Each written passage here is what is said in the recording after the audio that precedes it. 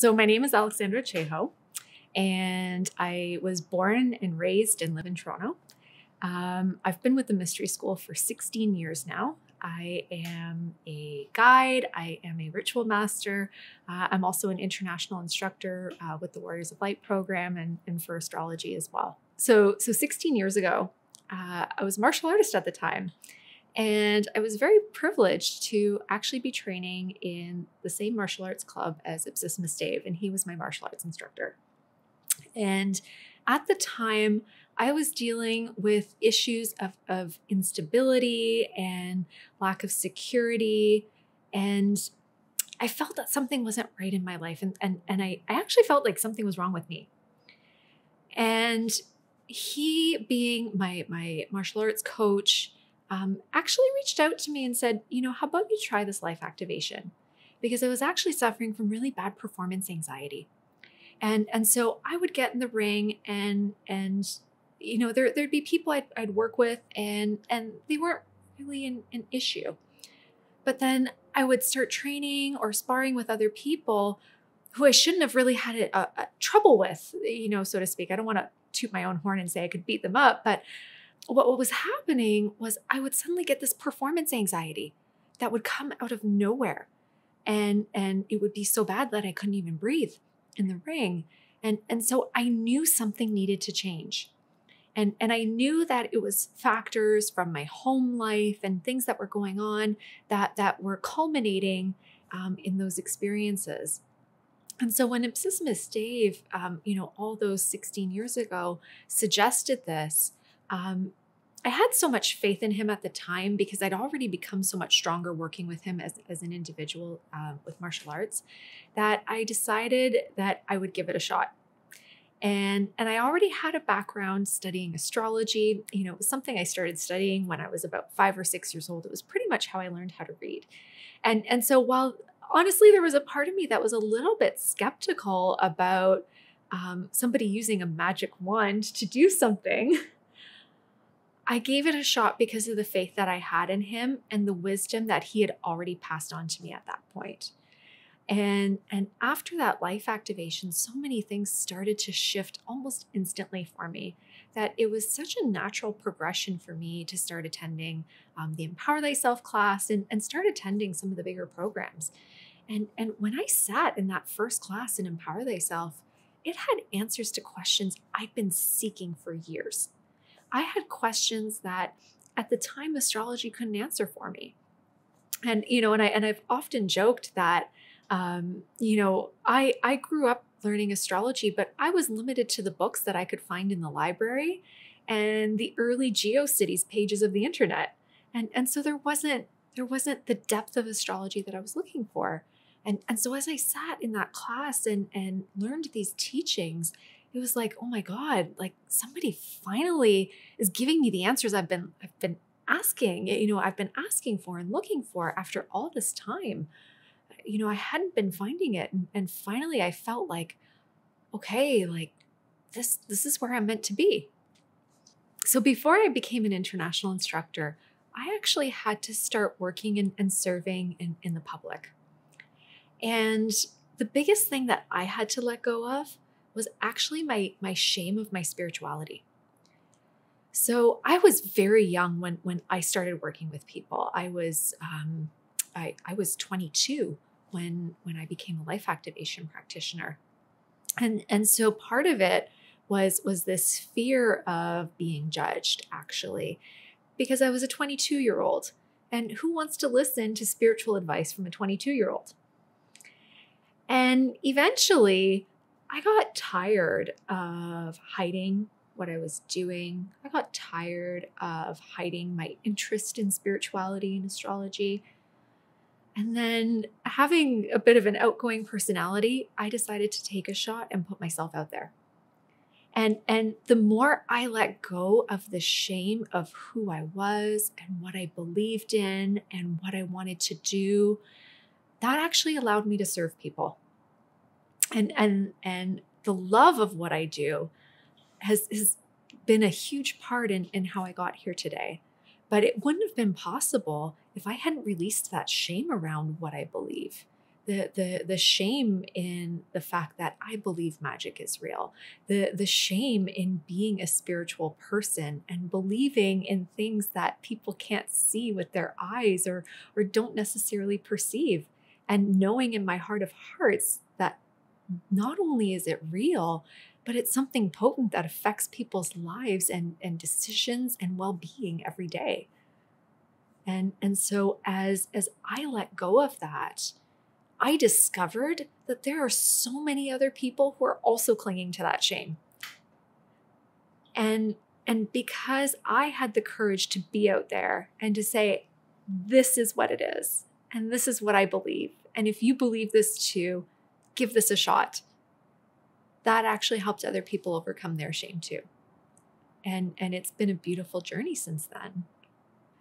So I have the honor of being able to teach astrology classes, and I'm a Warriors of Light instructor, but I also assist in Healers Academy and other of our big major programs.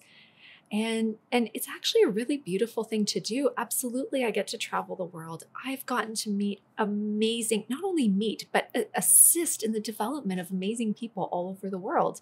People from Brazil, South Africa, all over Europe, of course, here in the United States and Canada.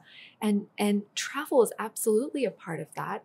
But then I'm also home in Toronto too, and working in the community there. And so sometimes it's a bit of a juggling act, actually, managing when am I going to be home and when am I going to be there?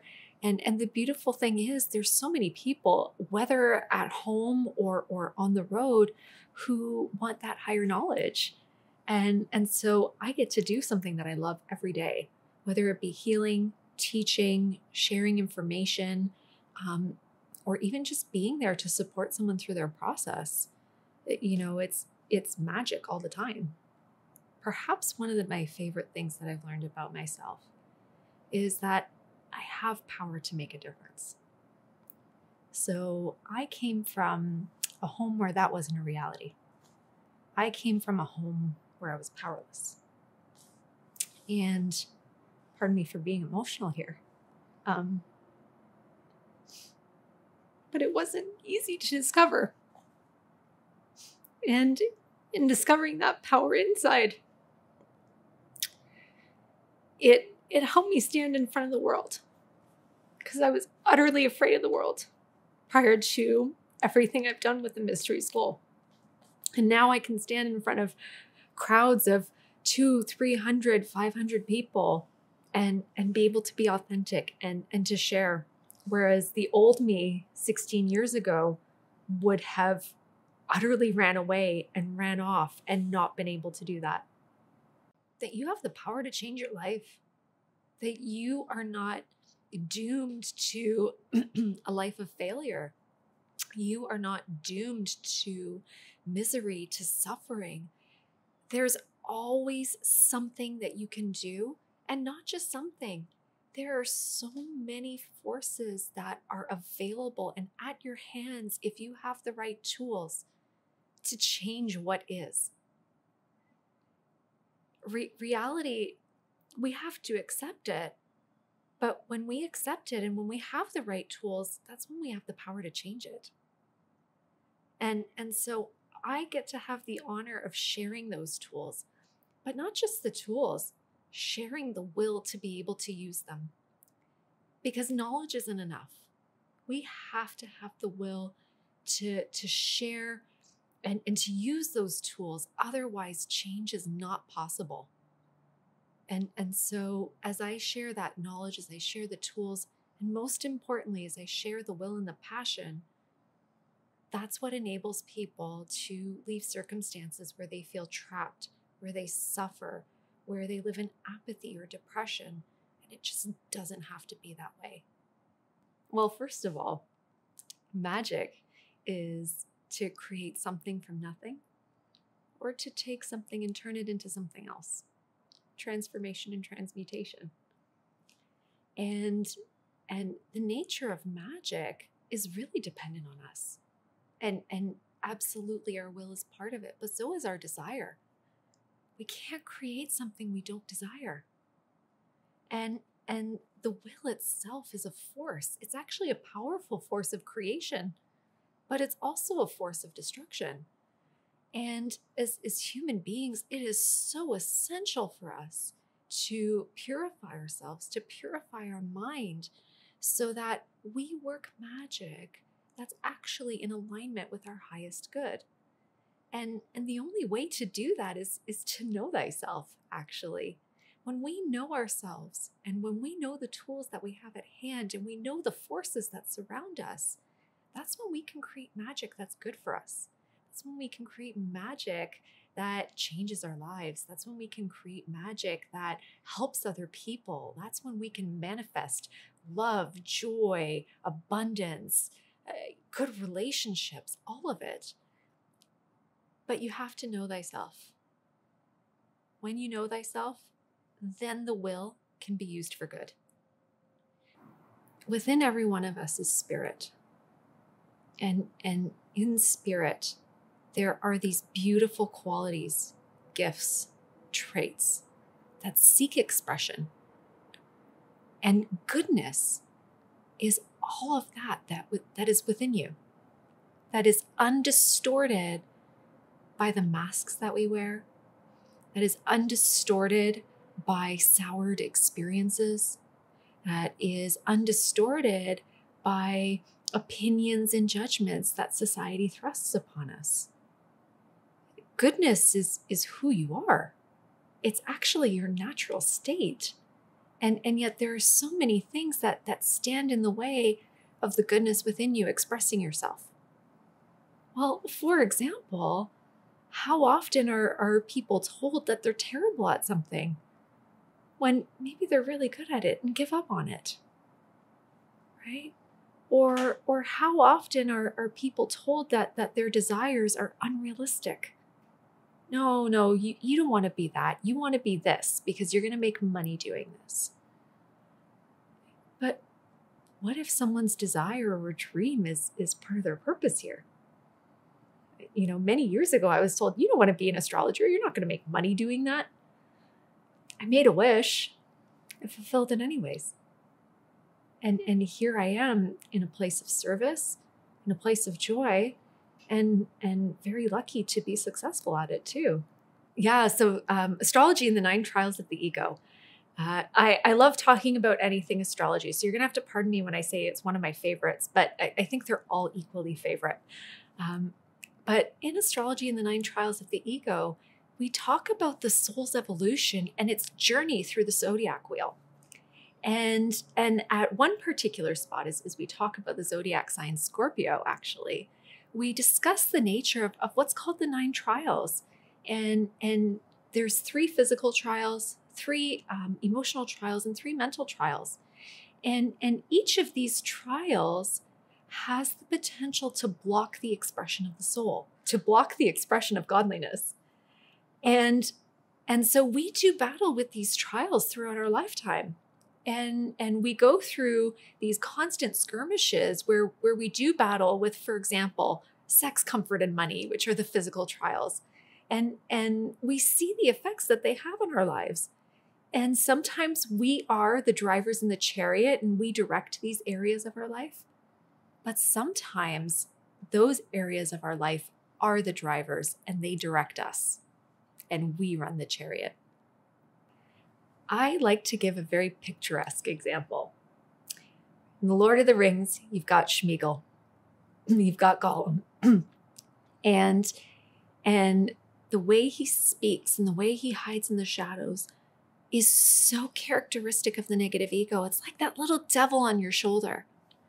And Sméagol, or that little devil, they blackmail you into behaving in certain ways. Oh, remember all those times you had a bad experience with XYZ? Well, you should behave this way so that it doesn't happen again. And so that ego is the part of you, or I should say the negative ego is the part of you that perpetrates actions or suggests actions, because we don't always follow through on them, thank goodness, but suggests actions that aren't good for us, that come from pain, that come from negative experiences.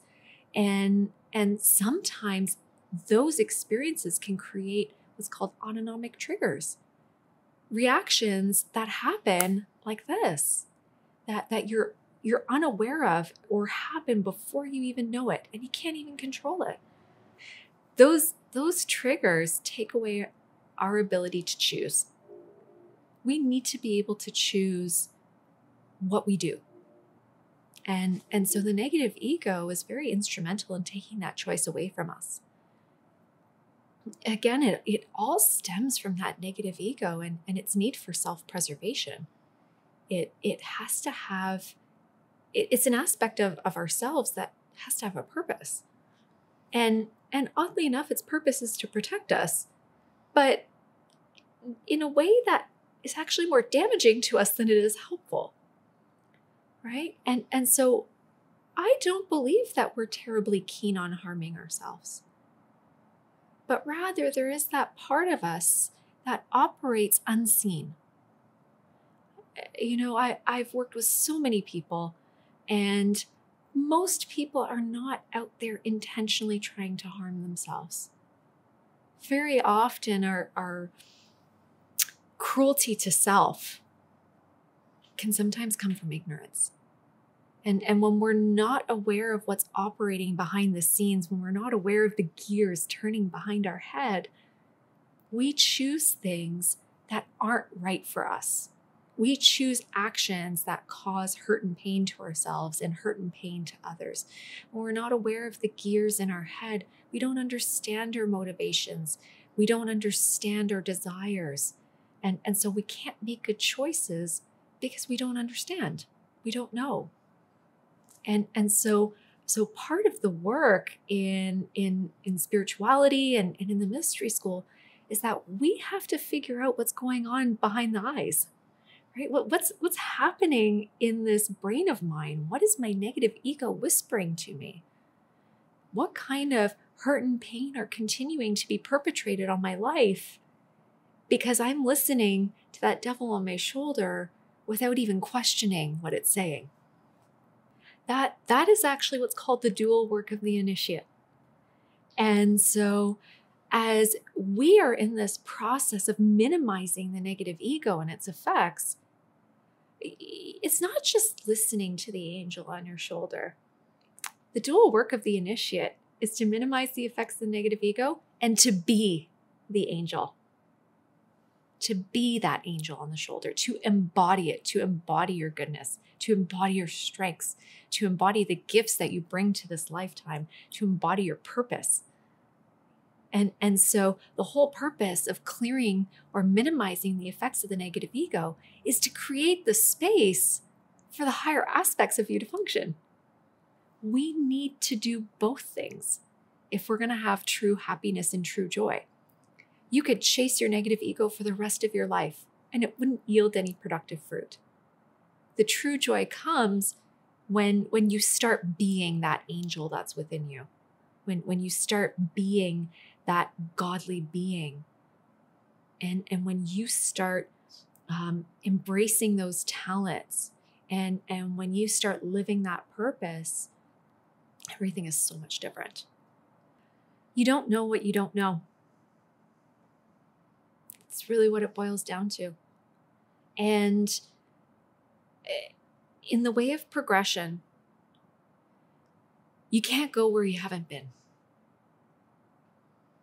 But if you've been somewhere, you can help someone else get there too. And so sometimes we blindly scramble and we're trying to climb out of the grave, so to speak. And sometimes we make it there. But sometimes we need a helping hand. And the mystery school is very much about service and the progression of humanity. And so in Jacob's ladder, you can't go where you haven't been, and you can't take people where you haven't been. And so service is the act of pulling people up the ladder. You can't push them from the bottom. And you don't get to jump yourself too much. There's always a helping hand along the way, because we're not independent in this world. in your life, how many people are there who are intertwined with you? How many people are there who influence your well-being? How many people's well-being do you influence? Right? And so the way of humanity is to do things together. And that's why we need something like a school. Because we do it together. And those who have had more time along the path, they put their hands down and they reach out to those who are reaching up, and they help pull them up. And at the same time, they reach their hand up to those who have passed before them and allow themselves to be pulled up so that they can reach down yet again. Well, the question is, what makes us the same as human beings? We can be different races. We can have different political beliefs. We can be in different classes. We can believe in different religions. But when we go home at the end of the day, our hearts all want the same thing. We want good relationships. We want joy. We want a sense of purpose. We want passion. We want peace, right? And so we can look at each other and look at what's different. But our truest desires as human beings are all the same. And this is what the mystery school tools are about. It's about embracing that purpose. It's about serving others. It's about having good relationships. It's about healing pain and suffering. And I can't think of anybody anywhere in the world who doesn't really want those things. And some seek it through religion, some seek it through psychology and therapy. But if they haven't found the answer, sometimes they turn to magic. And that's where the mystery school comes in. Because there isn't a culture in the world that hasn't had its form of magic. And so having that connection to magic in every culture across the world, it's natural to believe that, maybe it's not your native magic, but that it still holds potential. And it still has the capacity to bring you the fruits that you're looking for. Because that's what magic has always been about. It's been about abundance and manifestation and joy and service and health. Everything that we as human beings could possibly want. And there are so many forms of it. And the beauty of the mystery school is that through the lineage of King Solomon, who preserved so many of the world's ancient forms of magic and took that task upon himself, that we are able to connect to so many different areas of the world and to honor and to appreciate the magic, the roles, and the energy that they've played in human development. We're children of the divine. We are children of God. And many religions have talked about this, but we are the mirror image of God, who is magic itself, right? The world was said to be created in 7 days. Well, 6 if you include the day of, if you exclude the day of rest. But in 7 days, our physical universe came to be. And here we are, children of the divine. And as children, we hold the same potential as our parents. We mirror their capacities. And so, of course, magic is in our DNA. And that's what we have the life activation for, is to awaken the potency of who you are that's actually sitting quiet, that's sitting dormant within that DNA. Our physical DNA is nothing but a mirror for who we are on the spiritual. And so when you receive a life activation and other healings where we work with the DNA and even read what's sitting in that DNA, the information available to you about your connections to God, to the universe, to magic, you're activating that potential to wield magic in your life. Because you've always had the ability. Children know it. They remember it. And then they get dismissed. No, you're not seeing anything. That's not real. or money doesn't grow on trees. You can't just produce it with a wand, right? But it's part of who we are. It's part of who we've always been. And we're missing the stories of who we are before we come here in the physical. And because we don't remember who we are, it's so easy to dismiss ourselves as these short-lived physical beings who are simply meant to enjoy creature comforts before they pass. It does sound small, doesn't it? It's not who we are. It's not the totality of our lives. Our lives started before we were born in the physical, and they will continue after we pass. We are immortal beings. How do you ever know anything? How do you ever know anything? How can you say anything with certainty? It's only through direct physical experience that we can say that, right? Sometimes you have to have a little bit of faith. And knowing that there's more to your life than just what you experience in the physical gives it a lot more meaning. And perhaps a lot more hope. It's world peace. But it has to come not from a place of enforcement. It has to come from the genuine desire for peace. The only way that we can arrive at that genuine desire on a collective is if we heal. And, someone said something very wise today: hurt people hurt people. When, as a mystery school and as light workers and as good people, we participate in the healing of others, we open up that capacity for the desire for peace to really show itself. When we clear away the hurt, the pain, the suffering, that opens the capacity to love, to accept, to remember and acknowledge the fact that, like I said, every day when people go home, they want good things for themselves. But when we can accept that other people want good things for themselves too, and when we can be, when we can cooperate on that and be part of the goodness for each other, that's when things change. But that only comes from healing. And it comes from taking away illusions of separation, comes from taking away the illusions that contribute to ignorance, that contribute to hatred, that contribute to opinion and separation. Honestly, when we look at each other, we don't see human beings. We don't see hearts. We dehumanize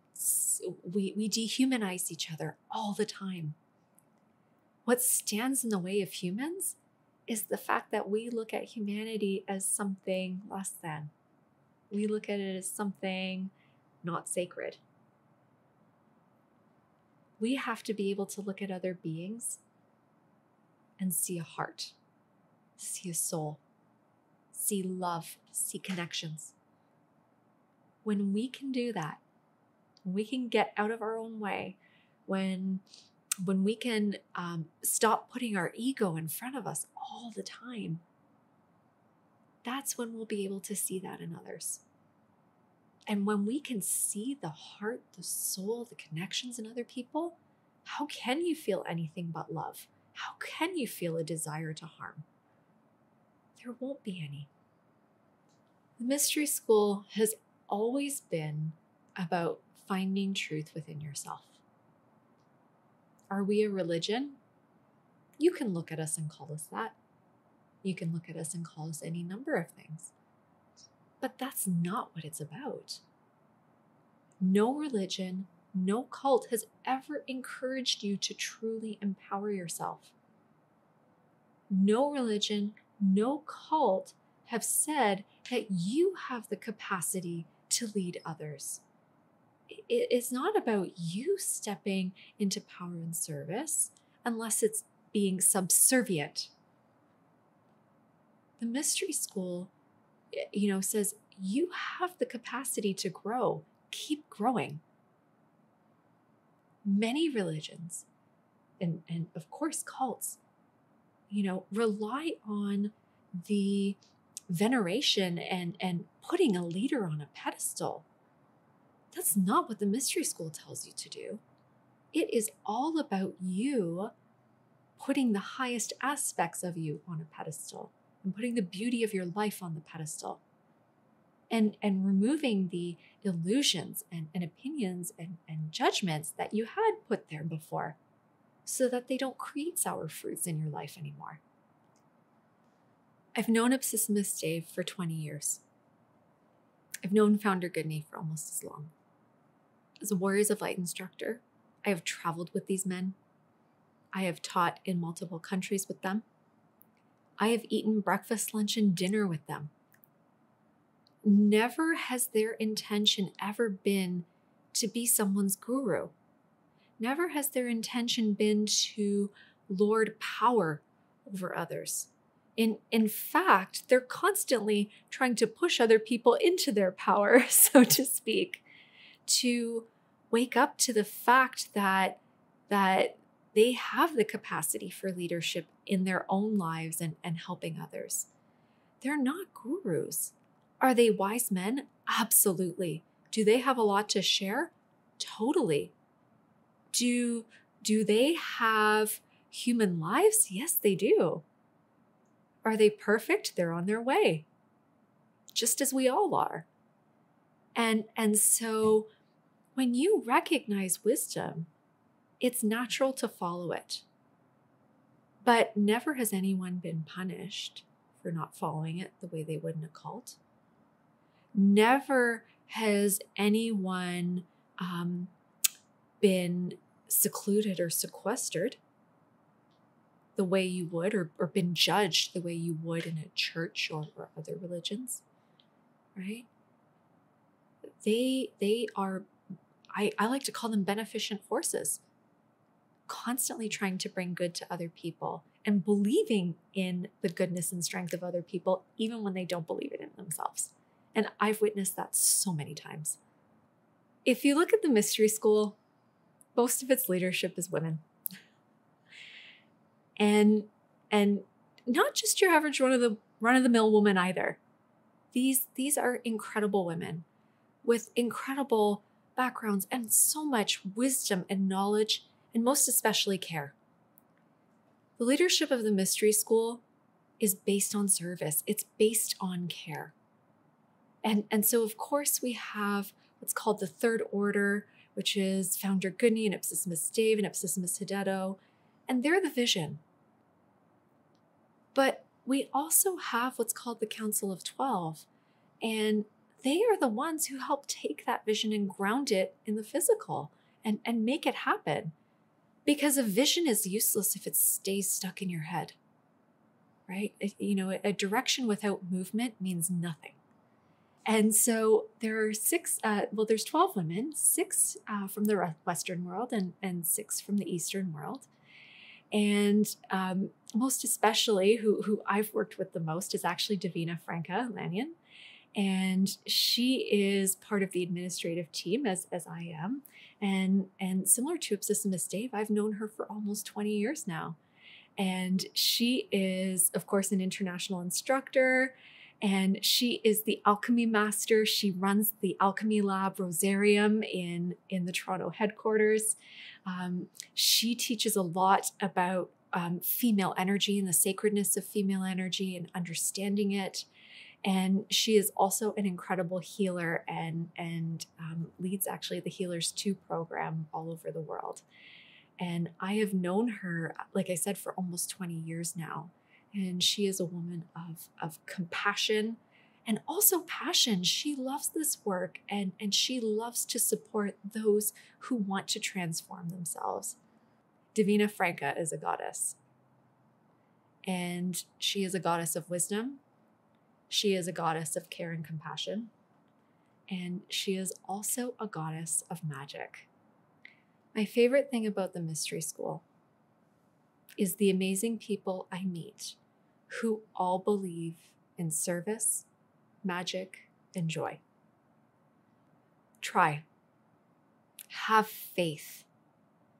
And the reason that I say that is because if you follow that faith, it will lead you good places. And like I said, a vision without movement means nothing. And so if you don't pick up the magic that you have at hand, whatever you have at hand, you can't change things.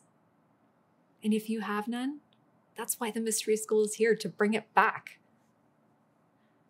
And so if you're seeking that, if you're seeking a way to change, honestly, follow the faith. It will take you where you need to go. It will take you to mastery. It will take you to security. It will take you to abundance. Anything you could possibly dream of.